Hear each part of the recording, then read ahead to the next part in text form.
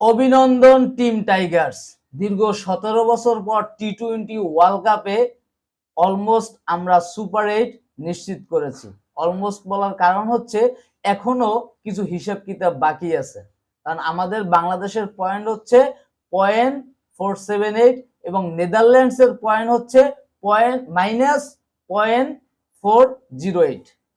তো সেক্ষেত্রে নেদারল্যান্ডস এবং শ্রীলঙ্কার খেলা আছে এবং আমাদের সামনের খেলা হচ্ছে নেপালের সাথে।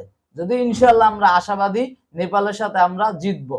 তো বাই চান্স যদি আমরা নেপালের সাথে হারি তাহলে বিশাল ব্যবধানে হারতে হবে এবং নেদারল্যান্ডস এবং শ্রীলঙ্কার খেলায় নেদারল্যান্ডসকে বিশাল ব্যবধানে জিততে হবে।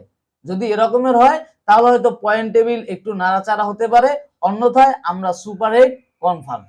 এখন সুপার 8-এ আমরা 3টে দলের সাথে মোকাবেলা করব। সর্বপ্রথম হচ্ছে এক অস্ট্রেলিয়া, দ্বিতীয়